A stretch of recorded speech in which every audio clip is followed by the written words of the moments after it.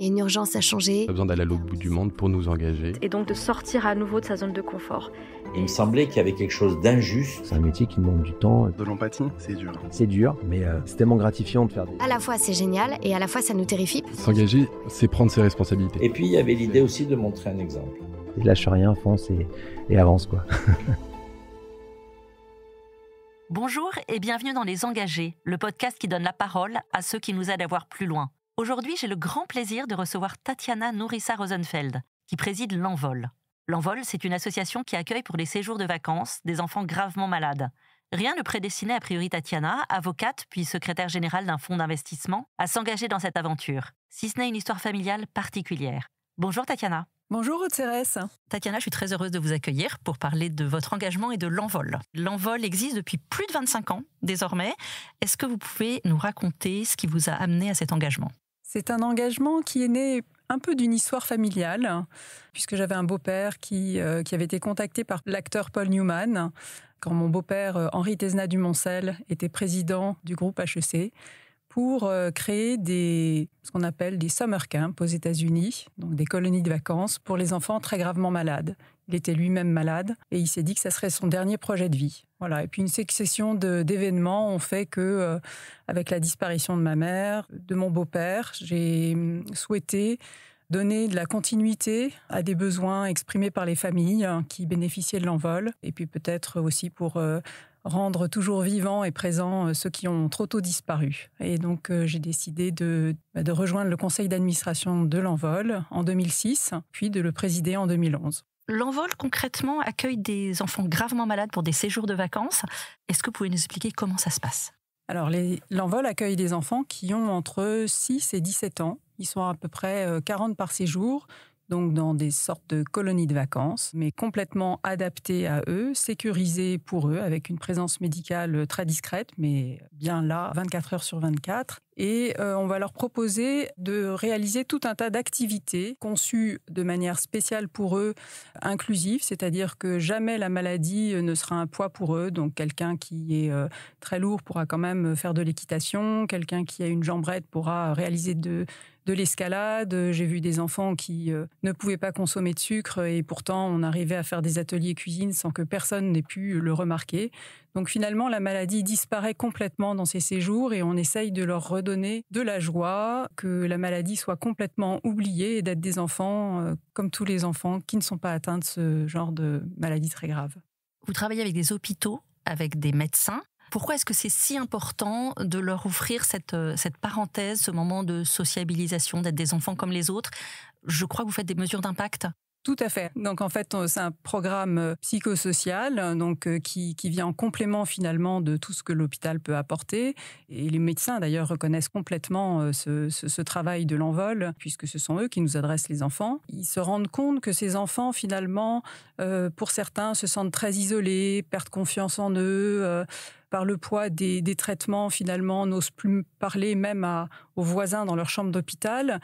Et en fait, à l'Envol, on leur donne la possibilité de se faire des copains. Voilà, ça peut paraître un peu étrange de dire que voilà, on a besoin de créer l'Envol pour des enfants malades, pour se créer des copains, mais finalement, c'est ce qu'on fait. Et puis, à travers ce programme psychosocial, on essaye aussi de les mettre dans une logique de réussite. Donc quelqu'un, je vous disais, là, qui a une jambrette, qui pense qu'il peut jamais monter un mur d'escalade, il va grimper tout en haut avec le soutien de tous les autres et donc enfin il va réaliser, il va être un gagnant.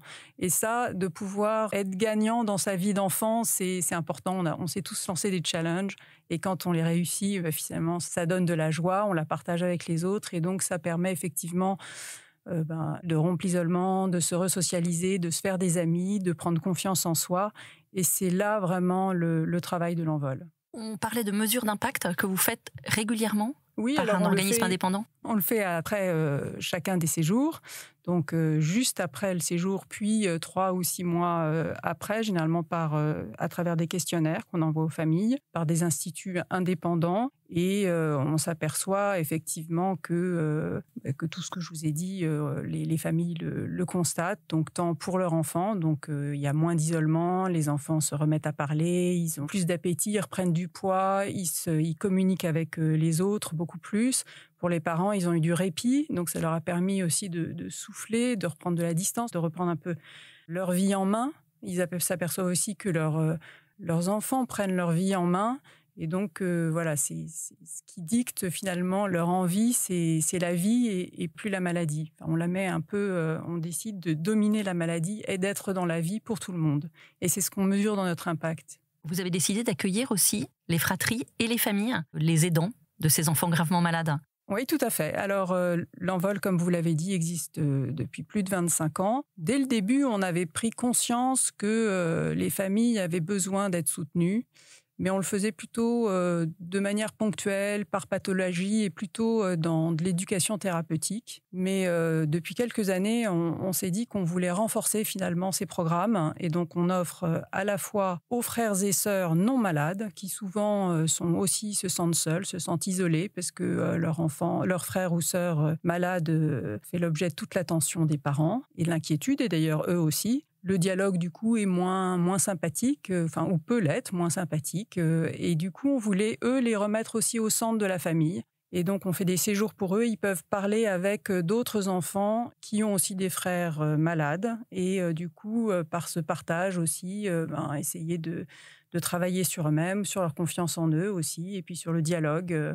Et on fait aussi des séjours, parce que souvent, ils sont séparés, en fait, ces enfants. Celui qui a besoin de traitement tout le temps n'est pas forcément en vacances avec celui qui n'en a pas besoin. En tout cas, les parents ne l'imaginent pas forcément. Et nous, on a décidé de faire des séjours pour que les frères et sœurs malades et ceux qui sont non malades puissent retrouver de la joie ensemble. Ça donne encore du répit aussi aux parents. Et voilà, ça permet aussi de reconstruire les familles, parce qu'on s'aperçoit qu'elles sont, par la maladie très grave, vraiment très appauvries, très affaiblies, sont rendues très vulnérables. Et donc, on pense que c'est important. On pense aussi on fait aussi des séjours, cette fois-ci plutôt sous forme de week-end prolongés, avec toute la famille, ce qui permet aux parents de rencontrer d'autres parents qui traversent les mêmes problématiques. Comme on vous l'a dit, nous, ce sont des séjours multipathologiques. Donc, souvent, les parents parlent à d'autres parents qui ont des enfants qui ont la même pathologie que celle de leur enfant. Là, on essaye d'ouvrir plus le débat, plus le champ des possibles, de relativiser, ou peut-être que,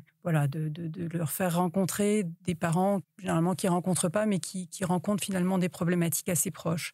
Là aussi, pour essayer de mettre la maladie plus loin, d'essayer de retrouver, voilà, plus d'énergie, de bien-être. Voilà. On n'essaye pas de soigner, on essaye d'accompagner, d'offrir un soutien le plus large possible, à la fois aux enfants gravement malades et puis à leurs aidants, parce que l'enfant gravement malade, finalement, quand il voit ses parents pas heureux, ou à cause de lui, ou son frère ou sœur, il peut culpabiliser, ça peut aussi le rendre triste, et donc finalement, de venir au soutien de tous ces aidants, de toute cette famille, on pense que c'est bénéfique, oui, que ça amène de la joie de vivre. Vous avez accueilli combien d'enfants depuis la création de l'Envol, et récemment, je crois que c'est monté en puissance. Comme on a intégré maintenant les aidants dans nos programmes, on calcule le nombre de bénéficiaires, c'est 30 000. Cette année, c'était 7 000. Effectivement, on a un plan stratégique ambitieux qui est d'essayer de doubler l'offre dans les 5 ans qui viennent, et donc d'apporter un maximum d'accueillir le plus d'enfants possible, le plus de familles possible, parce qu'on sent qu'il y a quand même un vrai besoin. Où se déroulent les séjours de l'Envol ? Est-ce qu'il y a une maison en particulier qui accueille les enfants ? Alors, pour le moment, nous sommes nomades. On loue en fait des lieux à chaque fois qu'on a des programmes. Mais c'est un peu fragile, c'est difficile de trouver des lieux. Ça restreint un peu nos programmes, puisque on ne peut pas installer des équipements médicaux importants. Et donc, effectivement, je vous ai parlé d'une stratégie ambitieuse pour accueillir plus d'enfants.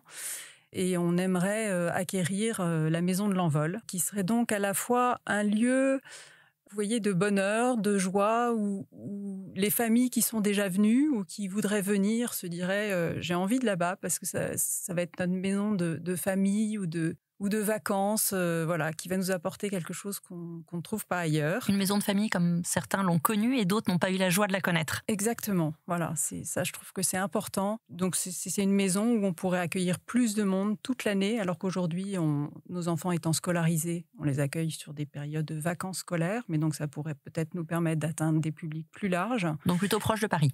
Plutôt proche de Paris, et on pourrait surtout développer nos programmes et en faire davantage. Des familles et des enfants, vous en avez rencontré plein.